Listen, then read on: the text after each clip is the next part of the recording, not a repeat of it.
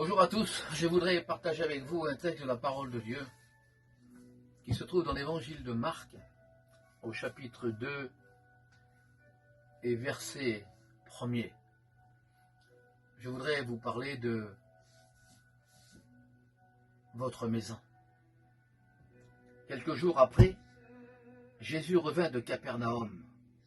On apprit qu'il était à la maison.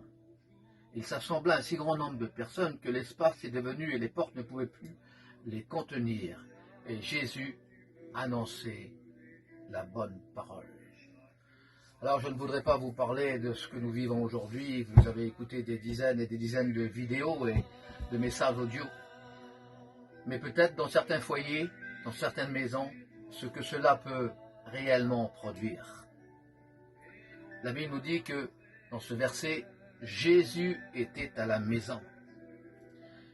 Jésus a dit un jour à un homme, en Luc chapitre 19 et verset 5, « Descends, viens, car il faut qu'aujourd'hui je demeure dans ta maison. » Parce qu'en fin de compte, c'est l'endroit où Jésus veut demeurer, dans ta maison.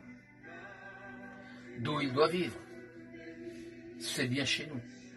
Bien sûr que nous avons besoin de nos locales, qu'on appelle nos églises, mais aujourd'hui qu'ils sont fermés, pour respecter la loi de notre pays, c'est normal de le faire, et bien en fin de compte, notre église devient notre maison.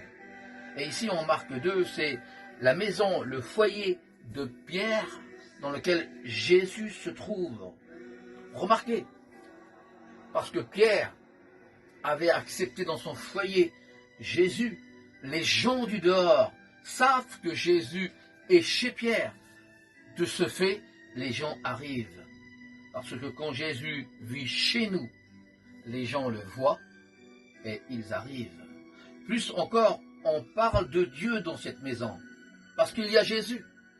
Et parce qu'on parle de Dieu et parce qu'il y a Jésus, alors il se passe deux miracles. Deux miracles vont se produire. Et le verset 4 le dit. Jésus pardonne les péchés d'un homme dans cette maison. Et il guérit un homme de son infirmité dans cette maison. Tout se produit parce que Jésus est à la maison. Si vous êtes convaincu que Jésus est dans votre maison, alors je suis convaincu d'une chose, c'est que les gens le verront et ils viendront vers vous.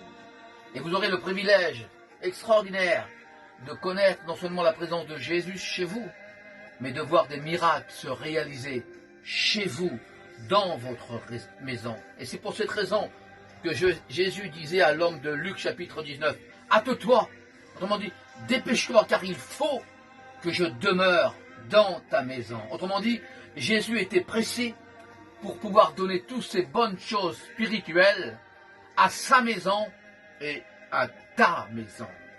Alors de quoi parle-t-il? De quelles bonnes choses parle-t-il? Job chapitre 21 et verset 9 nous dit, « Dans ta maison règne la paix. » Vous ne trouvez pas plus belle qualité, plus belle vertu que la paix dans un foyer. Malgré qu'il y a du trouble dehors, si la paix est à l'intérieur, j'affronte le dehors, alors que la paix soit dans ta maison.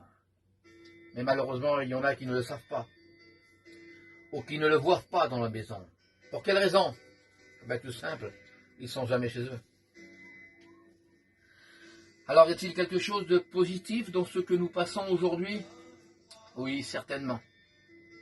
Te voilà confiné dans ta maison. En fin de compte, c'est ce qu'il voulait pour toi. Car tu passes beaucoup plus de temps dehors que dans ta maison. Tu te lèves le matin, tu vas travailler, tu reviens un peu tard le soir, tu prends ta douche vite fait et à la réunion. Et ça, pendant 365 jours de l'année. Tu arrives à avoir des journées chargées, voire surchargées pour d'autres. Le Seigneur t'a confiné dans ta maison pour que tu puisses savoir ou comprendre ou réaliser quelle place y a-t-il en fin de compte. Si le Seigneur aussi t'a confiné chez toi, c'est pour que tu comprennes que la première église, c'est bien chez toi. La véritable église, c'est chez toi. Mais comment l'église, c'est pas là-bas? Non, là-bas, c'est que des murs avec une porte qui a été fermée. Écoutez Romains chapitre 16 et verset 5. Presqu'île et Aquilas ont l'église dans leur maison. La véritable église, c'est dans votre maison parce que vous et moi, nous sommes l'église. Le reste, ce n'est que des bâtiments qui sont fermés pour un moment. Mais l'église, c'est toi. L'église, c'est tes enfants. Écoutez ce que Dieu va dire un jour à un mari, à un foyer, à une femme. C'est écrit en Deutéronome chapitre 6 et verset 6.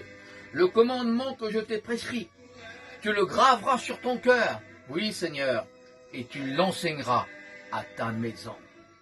Est-ce que ce moment de confinement n'est peut-être pas pour toi, pour que tu vives, pour que tu t'arrêtes un moment, pour que tu arrives à réaliser qu'il y a des grands besoins chez toi, dans ta maison.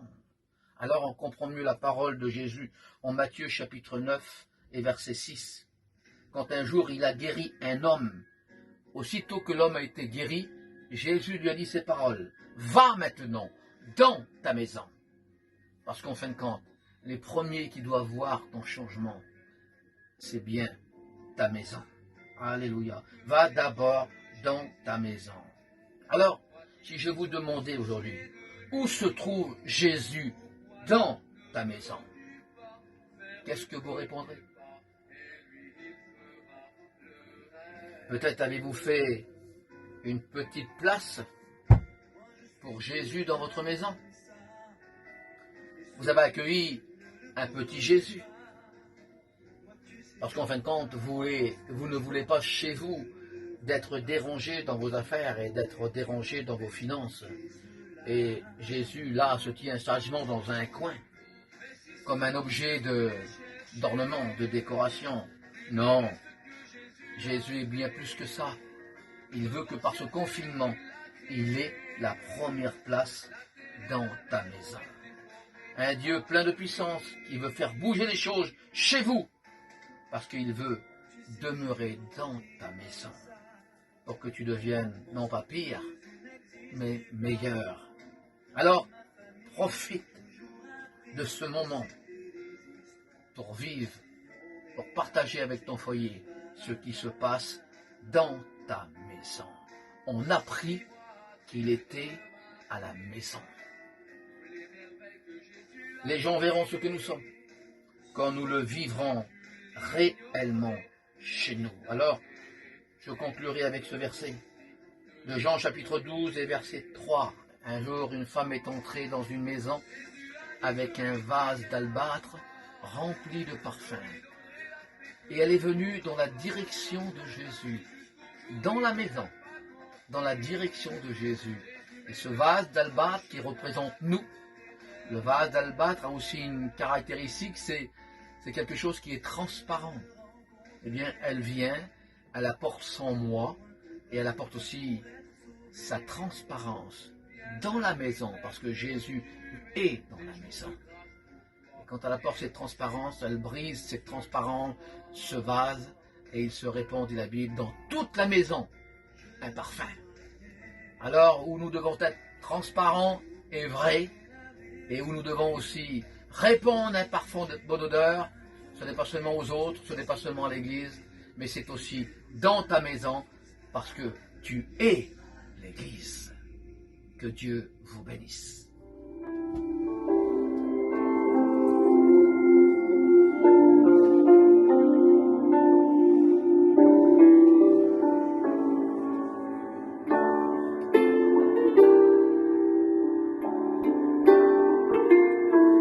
Il prend soin de ses enfants.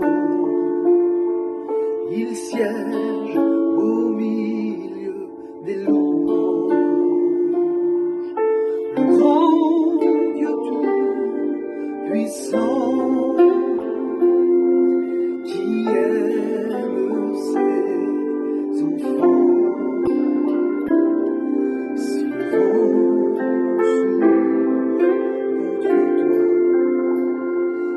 Et si l'orage pour effrayer ta foi, fais-lui confiance, il t'arrivera.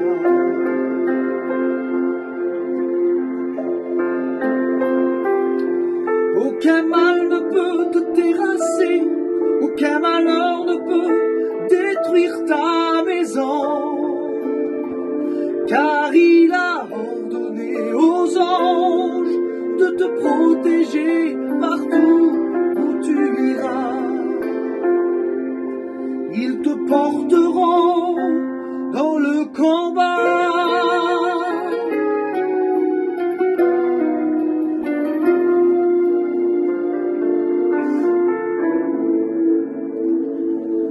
La pluie tombe sur l'injuste, la pluie tombe sur le juste.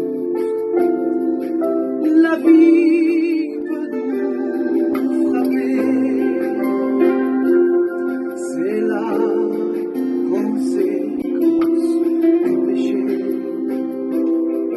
Mais la vie et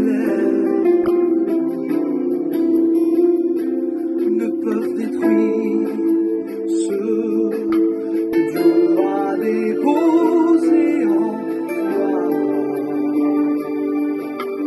Fais-lui confiance, il prendra soin de toi.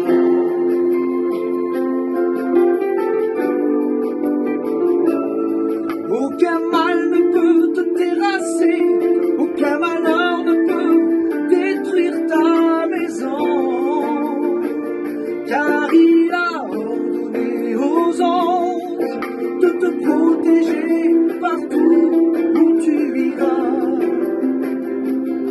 Ils te porteront